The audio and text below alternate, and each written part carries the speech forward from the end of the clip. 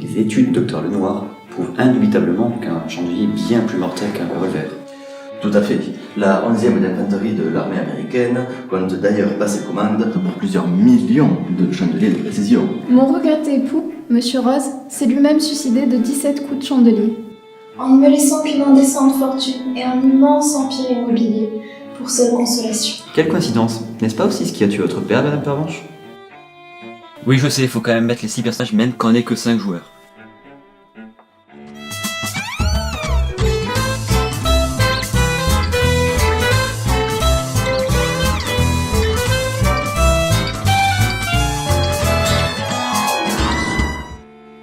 La nouvelle de la mort du docteur Lenoir venait de nous être annoncée, et la police avait placé tous les invités en garde à vue.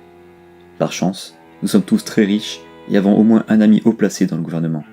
Alors notre garde à vue se déroulait sur le lieu du crime, avec du champagne et des toasts. À présent, nous attendions des nouvelles de la police, mais mes compagnons et moi-même étions très tendus. La pauvre Madame Blanc était inconsolable. Elle, si frêle et fragile, allait devoir enterrer ce brave docteur. La perte était d'autant plus grave que c'est un bordel sans nom de changer de médecin traitant. Le révérend Olive se montrait stoïque, comme seul un homme du Seigneur peut l'être en pareille occasion. Le docteur était son ami depuis des années, et avait fait d'importantes donations pour la paroisse de son vivant.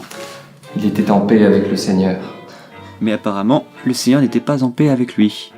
Le colonel Moutarde et Mademoiselle Rose trompaient leur chagrin en évoquant des banalités. Mais les supérieurs ont décidé que la veste jaune moutarde était trop visible en conditions réelles. Le docteur Lenoir n'était-il pas lui-même médecin militaire? Oui, quelle ironie. Lui qui a survécu à la bataille, mourir bêtement de coups de chandelier dans la cuisine. Ou de clé anglaise de la véranda, qui sait. Vraiment, en tout cas, pas moi. Je vais vous laisser, je vais réconforter cette pauvre Madame Pervenche. Ah, Madame Pervenche, cachée derrière son impassible sourire, nul doute qu'elle devrait désormais faire le grand ménage dans sa vie. Et enfin, il y a moi, le professeur Violet. Je dois dire que la perte du docteur qui fut aussi mon mentor était une épreuve difficile, et j'étais bien décidé à élucider son meurtre moi-même si nécessaire. Ça tombait bien, car l'inspecteur en chef Lenhomme nous apportait d'importantes nouvelles.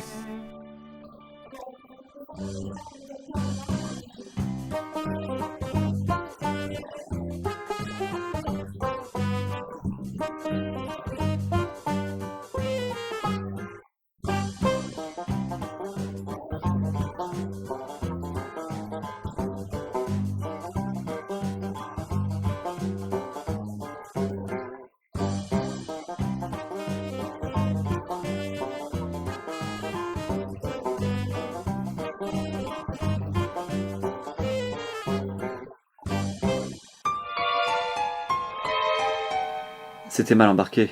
Voilà que j'étais devenu malgré moi le suspect numéro 1. J'allais devoir prouver mon innocence et trouver le coupable de ce crime odieux. Mais lequel de mes camarades pouvait bien être le coupable? Non mais c'est bon, c'est toujours le colonel Moutarde, c'est toujours avec le chandelier et c'est toujours dans la cuisine. Alors en fait non, les solutions sont placées aléatoirement dans la pochette. Et les autres cartes sont distribuées à chacun de nous. Exact, et elles correspondent à ce que c'est ton personnage. Et par élimination ou en émettant des hypothèses, tu peux retrouver la solution. Vous êtes sûr Elle est où la notice? Nous étions tous dans la même galère, mais j'étais déjà convaincu de l'innocence de 3 d'entre nous.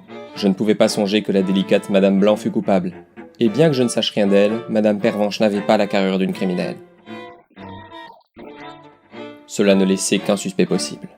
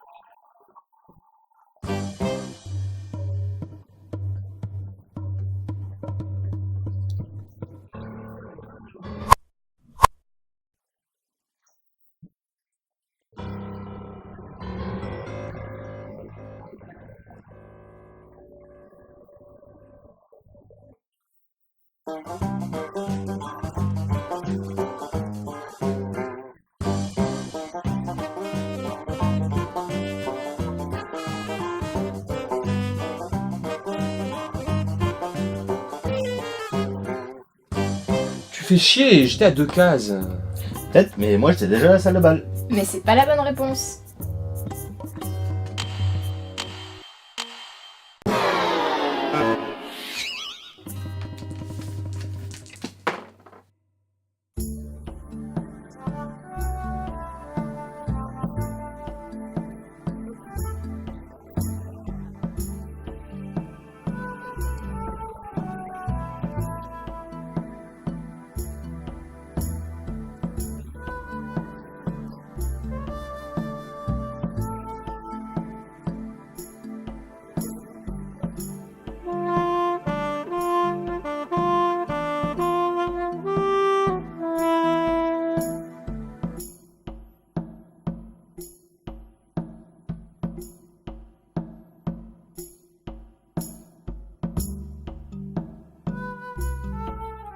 Je soupçonne Miss Rose dans la véranda avec le revolver.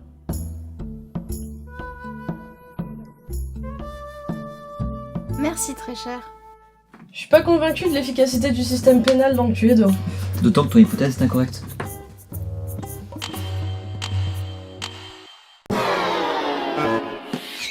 Et c'est à moi.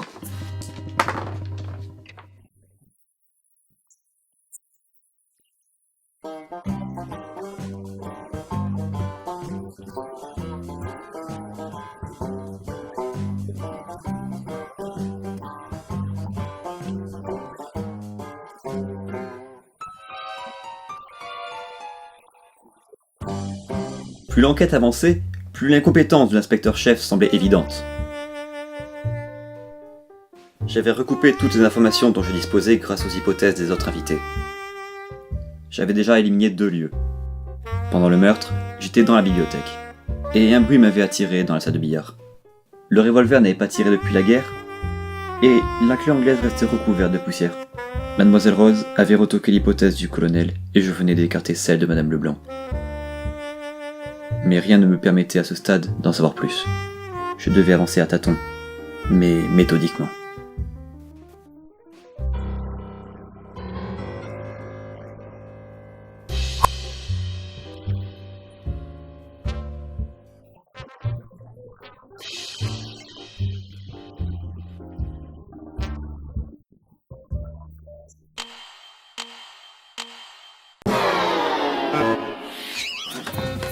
Regarde. Personne n'a rien vu? Non. Dans sa colère, le révérend m'avait fourni une information capitale. J'étais avec lui, dans le salon. Ce qui est bizarre, puisque j'étais aussi dans la bibliothèque. Mais quand on a éliminé l'impossible, il ne reste plus rien. Alors on ouvre son cœur et on ignore les évidences.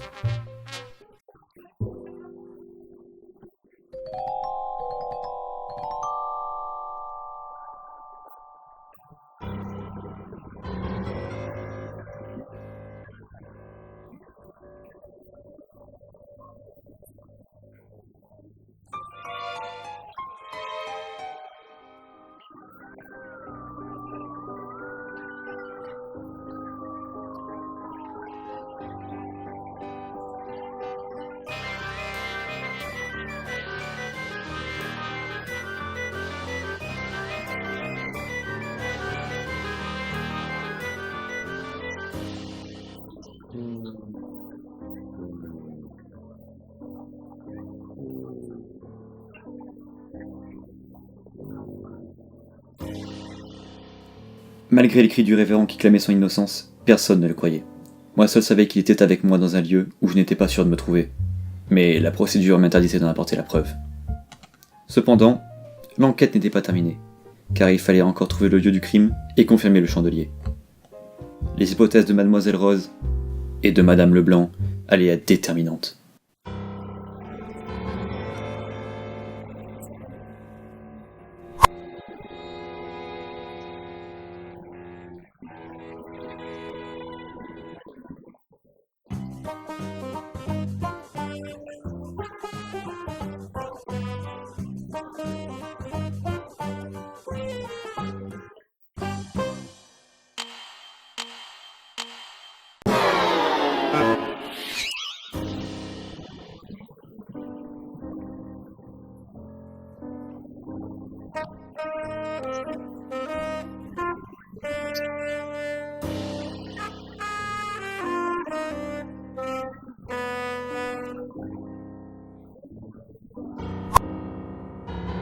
T'es une couche. On sait tous que c'est toi.